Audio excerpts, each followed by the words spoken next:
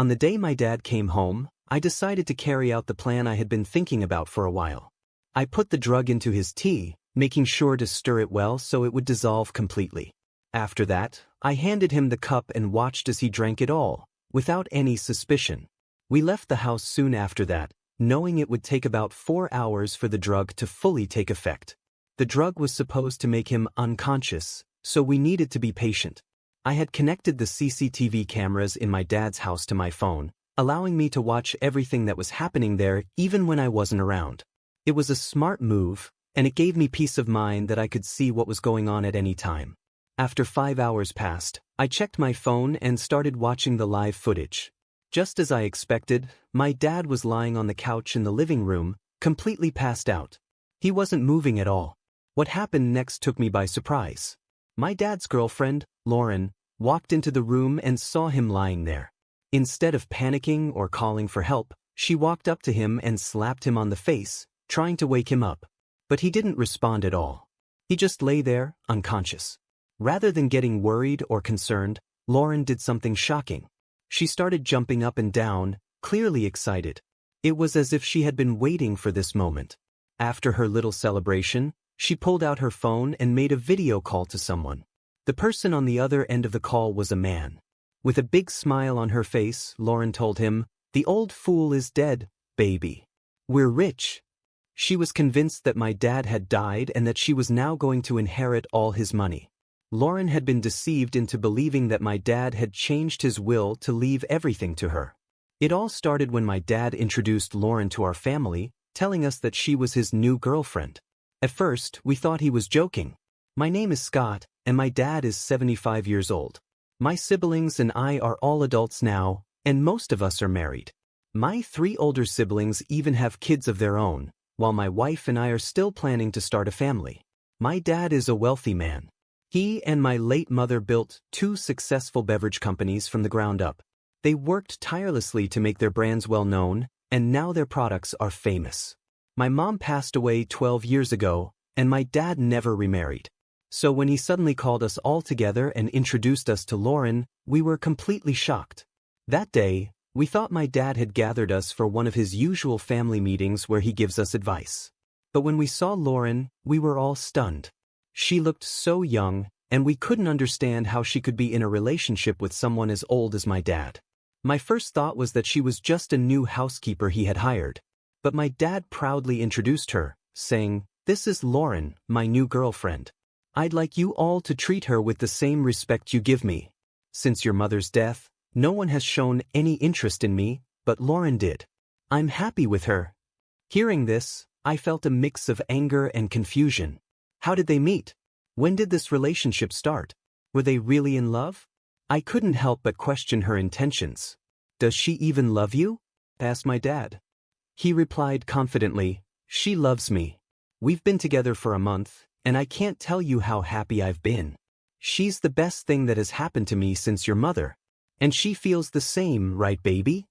Lauren nodded, but I wasn't convinced. She was only 27 years old, and my dad was 75. The age difference was huge, and it was hard to believe that she could truly love him. "How old are you?" I asked Lauren, still trying to make sense of the situation. When she told me she was 27, I was shocked. It confirmed my suspicions. A young woman like her would only be interested in a man as old as my dad for one reason: his money. There was no doubt in my mind that she was after his wealth. "Dad, you need to break up with her," I said, trying to reason with him. "She's too young, and you can't seriously think she's in love with you." But my dad was blinded by his feelings for Lauren, and he refused to listen. He believed that she truly cared for him, but I knew the truth. She was only with him for what she could gain, and now, watching her celebrate on the CCTV footage, I was more convinced than ever.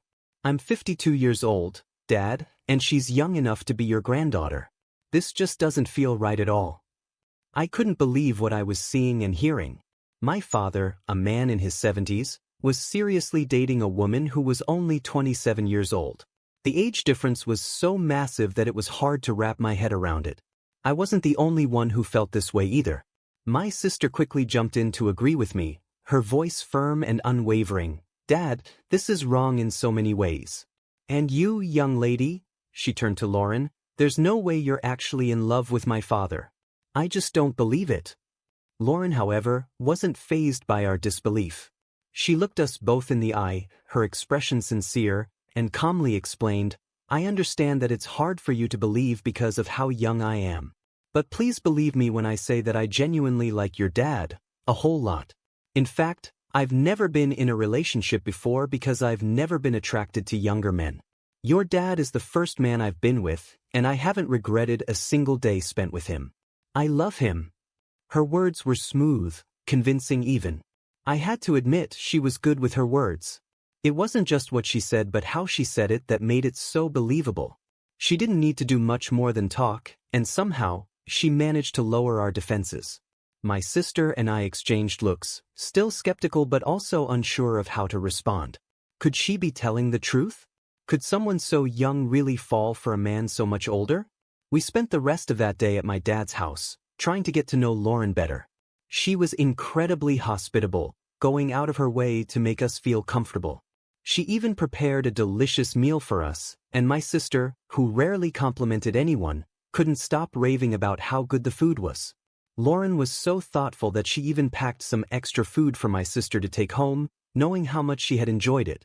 There was something so humble and down-to-earth about Lauren that made it hard to dislike her. She was kind, polite, and seemed genuinely interested in our family.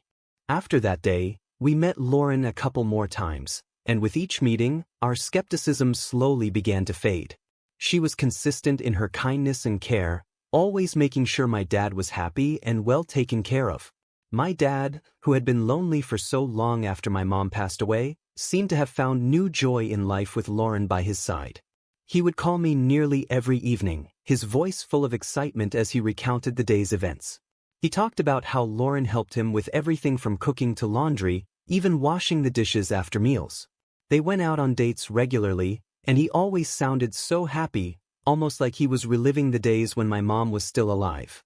It was strange, but in a way, it felt like my mom had come back into our lives, not in the same form, but through Lauren. As the months passed, my siblings and I found ourselves growing fond of Lauren. We couldn't help it, she was just so lovable. She wasn't just there for my dad.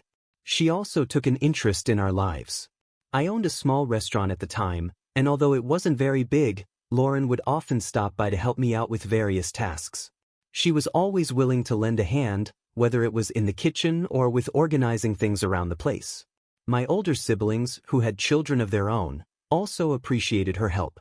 She would visit them from time to time and offer to babysit or help with whatever they needed. About 6 months into their relationship, my dad dropped another bombshell on us. He and Lauren were getting married. I remember the day he invited us over to share the news. He was practically glowing with excitement, like a young man who had just fallen in love for the first time. But there was something strange about the whole thing. According to my dad, Lauren had proposed to him. She had taken him out on a date at a nice restaurant, and in the middle of their meal, she had pulled out a ring and asked him to marry her. I was stunned. It's not every day you hear about a woman proposing to a man, especially not in a situation like this. It was supposed to be the other way around, wasn't it? Why would she take the initiative to propose after just 8 months of dating? It didn't add up. When we asked my dad why she did it, he said that Lauren was afraid he might not want to marry her because of the age difference. She was worried that he would hesitate, thinking she was too young, so she decided to prove that she was serious about their relationship by proposing herself. My dad thought it was cute and thoughtful, a sign of her commitment and readiness for marriage. I wasn't so sure. The whole situation felt off, but my dad seemed genuinely happy, and Lauren continued to be as sweet and supportive as ever. It was hard to argue against the marriage when both of them seemed so certain about it. I wanted to believe that Lauren's intentions were pure, that she truly loved my dad and wasn't just after his money. But there was always that nagging doubt in the back of my mind, the feeling that something wasn't quite right. The wedding was a small affair, just close family and a few friends. My dad was over the moon, and Lauren looked radiant in her wedding dress. As I watched them exchange vows, I couldn't help but wonder if this was really what was best for him. Could a marriage built on such an unusual foundation really last? Only time would tell. In the weeks following the wedding, things seemed to settle into a routine. Lauren moved in with my dad, and they started their new life together. My siblings and I continued to visit, and each time, Lauren was as warm and welcoming as ever. She made my dad happy, and that was what mattered most. But despite her charm and the way she had won us over, there was still a part of me that remained cautious, always watching for signs that her intentions might not be as genuine as they seemed. Looking back now, I realized that my initial concerns were valid. Lauren had been very strategic in the way she presented herself to us, carefully crafting an image of the perfect partner for my dad. She knew exactly what to say and do to win our trust, and in the end, we were all taken in by her act. But as time went on, the cracks in her facade began to show, revealing a different side of her, one that was more focused on what she could gain than on truly loving and caring for my father. It's hard to admit, but I should have trusted my instincts from the beginning. My dad deserved better, and it pains me to think that we didn't see through Lauren's act until it was too late. Love can be blind, and sometimes, it takes more than just good intentions to protect the people we care about. At first, I thought the same as everyone else. It made sense to me that Lauren might have believed my dad would never marry her because of the significant age gap between them. So, when she proposed to him herself, I saw it as a clear sign that she was genuinely ready for marriage. That's what I convinced myself to believe, so I decided to support her in every way I could. My siblings seemed to share the same reasoning. We all came to an agreement that their marriage was okay, even if deep down, we had our doubts. It wasn't as if our disagreement would have stopped the wedding anyway. Our dad was determined to go through with it. As we began preparing for the wedding, I noticed something that seemed a bit off. Lauren was very insistent on having a court wedding instead of the traditional church ceremony. This struck me as odd, given that our family had always valued religious ceremonies. I voiced my concerns, and my siblings did the same. We felt that a church wedding would be more appropriate and meaningful, especially considering my dad's age and the traditions we were used to. My dad found himself torn between wanting to make Lauren happy and holding on to his own values. He wanted to give her the court wedding she asked for, but the idea didn't sit well with him. It was a tough situation, and we spent a lot of time discussing it. Lauren was clearly disappointed when we pushed back against her wishes, but eventually, we managed to convince her to go with the church wedding instead. Although she reluctantly agreed, it was clear that she wasn't happy about the decision. On the day of the wedding, something felt off again. Lauren didn't seem as excited as we had expected. Her demeanor was subdued, and she didn't have the radiant joy that most brides have on their wedding day. We were all fooled into thinking that she might have been feeling unwell, perhaps just dealing with a headache or pre-wedding jitters. We felt bad for her, and my sister, in particular, spent a lot of time comforting her and staying close to her throughout the day. We chalked it up to nerves and hoped that once the ceremony was over, everything would go back to normal. After the wedding, life for my dad and Lauren began. For the first 3 months, my siblings and I decided to give them some space. We thought it would be best to let them enjoy their new life together without us constantly dropping by. We wanted our dad to have all the fun and happiness he deserved with his new wife. Looking back, I realize now that this was a mistake, a silly one that we would later regret. It wasn't until 5 months later that I finally visited my dad. As soon as I saw him, I noticed something was different. He seemed quieter than usual, and it was clear that he had lost some weight. His clothes looked a bit looser, and his face had a tired, worn-out look that I wasn't used to seeing. When I asked him if he was okay, he put on a smile and assured me that everything was fine. But I know my dad too well. His smile didn't reach his eyes, and I could tell that something was bothering him. While we were talking, Lauren walked into the living room. I noticed that my dad flinched slightly as she entered, which made me frown. It was a subtle reaction, but it was enough to raise my suspicions even more. Lauren greeted me with her usual cheerful smile and sat down next to my dad, resting her head on his shoulder. We chatted for a while, but the whole time, I couldn't shake the feeling that something was wrong. As I was getting ready to leave, I decided to have a private conversation with Lauren.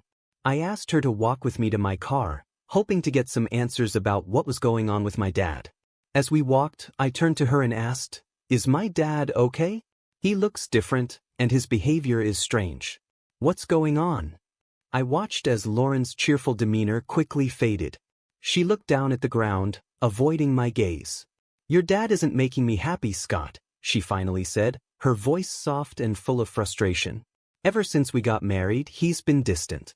He pushes me away sometimes, and on some nights, he even sends me out of the bedroom." Her words hit me like a ton of bricks. "What? Are you serious? He sends you out of the room?" I couldn't believe what I was hearing.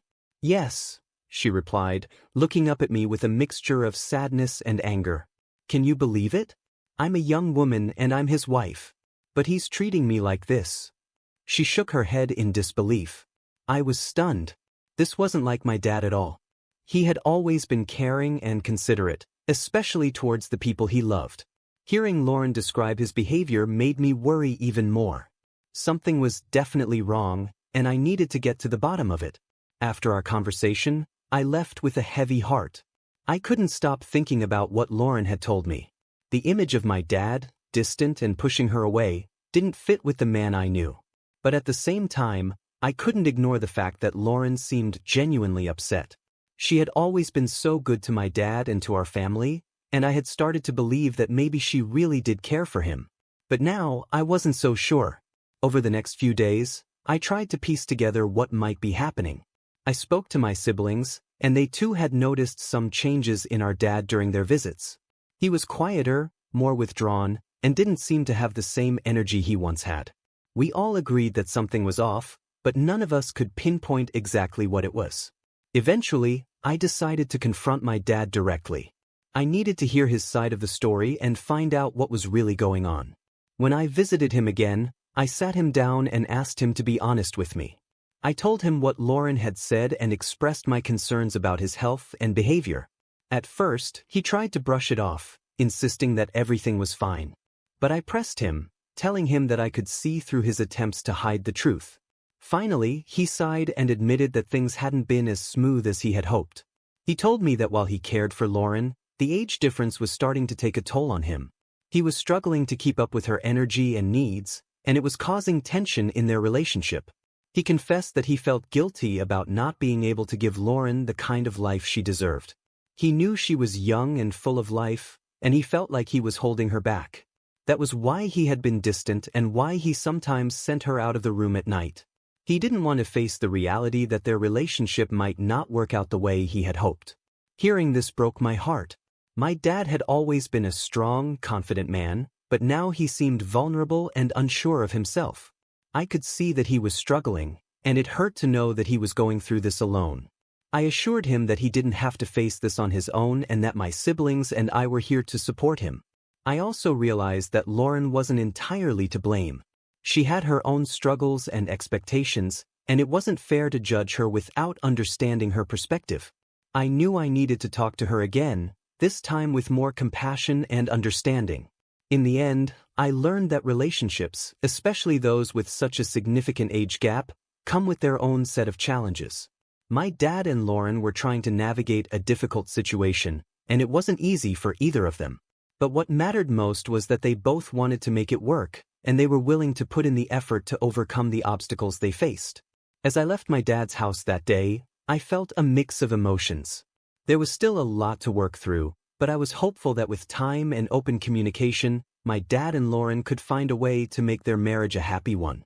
And as a family, we would be there to support them every step of the way. I deserve his attention, but it's like he doesn't love me. I'm so sad, Jack. Hearing Lauren say that made me feel terrible. She seemed genuinely hurt, and I couldn't help but feel sympathy for her. I promised her that I would talk to my dad and try to understand what was going on. She thanked me and went back inside the house. The next time I visited my dad, I noticed things had gotten even worse. He was quieter than before, barely saying a word to me. His behavior was so strange that it left me feeling frustrated and worried. I couldn't take it anymore, so I left his house in anger, unsure of what to do next. As I was driving away, I received an unexpected phone call from my dad's lawyer. He informed me that my dad had recently contacted him about changing his will. According to the lawyer, my dad wanted to leave everything to Lauren. This news shocked me. I never expected something like this, and it immediately raised red flags in my mind. I decided to share this information with my siblings. We all agreed to visit our dad together, hoping to figure out what was really going on. 6 days later, we arrived at his house, only to find it eerily quiet and empty. I hurried up to his room, and to my horror, I found him lying on the floor, unconscious. I quickly called for my siblings to help, and we rushed him to the hospital. When Lauren arrived at the hospital, her reaction was not what I expected. The first words out of her mouth were, "Is he dead? No, he can't die now. Has he changed his will yet? He can't die." Her words sent a chill down my spine. How could she be more concerned about the will than about whether my dad was alive or not? My father wasn't dead, but her reaction made me deeply suspicious. I confronted her, asking, "What are you saying? My father is not dead." Lauren suddenly became cold, scratching her head and stammering, "Well, he said he had some changes to do. I was just scared that he didn't get to do that before he died. What happened to my husband?" Her behavior only made me more suspicious. Why would she immediately assume he was dead, and why was she so focused on the will? It didn't make sense unless she had ulterior motives. When my dad finally woke up, he started crying uncontrollably. We tried to comfort him and asked why he was so upset, but he wouldn't tell us. Instead, he asked Lauren to leave the room, which only added to my suspicions. It seemed like something was terribly wrong, and my siblings agreed with me. We began to suspect that Lauren might be abusing our dad and that she was only interested in his money. The fact that she was so concerned about the will was a big clue, and we couldn't ignore it. We also questioned why our dad would suddenly want to change his will in such a drastic way. It wasn't like him to make such decisions without discussing them with us. We started to think that maybe Lauren had pressured him into it. After all, she was the one who had proposed marriage in the first place, which was strange enough on its own. Determined to uncover the truth, we came up with a plan. We knew that our dad would never tell us if something was wrong, so we decided to find out on our own. Before leaving the hospital, we spoke to the family doctor who had been taking care of my dad for years. We trusted him completely, so we shared our concerns and asked for his help. The doctor gave us a drug that could make a person sleep for an entire day, making them appear as if they were dead. We planned to use this to see how Lauren would react if she thought my dad had passed away. We also arranged for Lauren to stay at the hospital with my dad for 3 more days, giving us time to install hidden cameras throughout their house. This way, we could monitor everything that happened once they returned home. On the day my dad came home, I put the drug into his tea, making sure it was well mixed so he wouldn't notice anything unusual.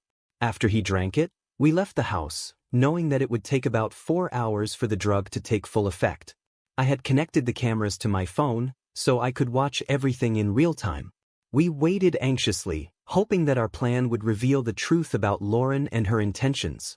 I could see and hear everything that was happening in my dad's house, thanks to the cameras we had set up. 7 hours later, I started watching the footage on my phone. My dad had passed out in the living room, just as we expected. What happened next shocked me. Lauren walked into the room and saw my dad lying there, unconscious. Instead of panicking or calling for help, she tried to wake him up by slapping him. I was surprised by this, but my dad didn't move at all. He was completely out. What Lauren did next was even more disturbing. Instead of getting worried or concerned, she started jumping up and down, clearly excited. It was as if she had been waiting for this moment. After her little celebration, she quickly pulled out her phone and made a video call to someone. I watched as she spoke to a man on the other end of the call, saying, "The old fool is dead, baby. We're rich." She was convinced that my dad was dead and that she was about to inherit all of his money. What Lauren didn't know was that the lawyer had played a trick on her. After the lawyer called me, he told me that Lauren had visited him, asking about the will. Sensing something was wrong, he lied to her, saying that my dad had indeed changed his will to leave everything to her. The lawyer had been with our family for a long time, so he knew how to handle the situation. I was so grateful to him for his quick thinking. While Lauren was busy celebrating with the man on the phone, I immediately contacted the police and my siblings. We all rushed over to my dad's house, determined to catch her in the act. When we suddenly burst into the house, Lauren was completely taken aback. She tried to escape, but it was no use. The police were quick to handcuff her and take her straight to the station.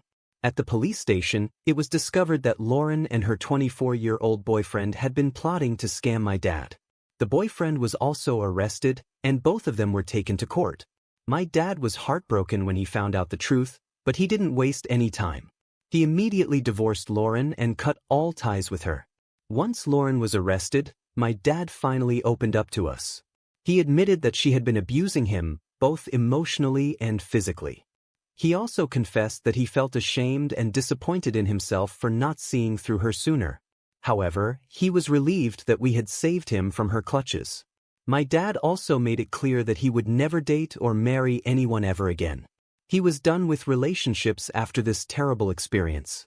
In court, Lauren was charged with emotional and physical abuse as well as fraud. She was sentenced to 30 years in prison, while her boyfriend received 20 years for being an accomplice. As Lauren was being led away, she broke down in tears, crying and apologizing to us. Her parents were also in tears. They told us that Lauren had run away from home, and they had thought she was missing. We felt bad for them, but we knew that Lauren had to be punished for what she had done. She was nothing more than a gold digger, trying to take advantage of my dad's kindness and wealth. Thank you for watching. Make sure to subscribe and leave a comment down below saying, "I subscribed," and we will do our best to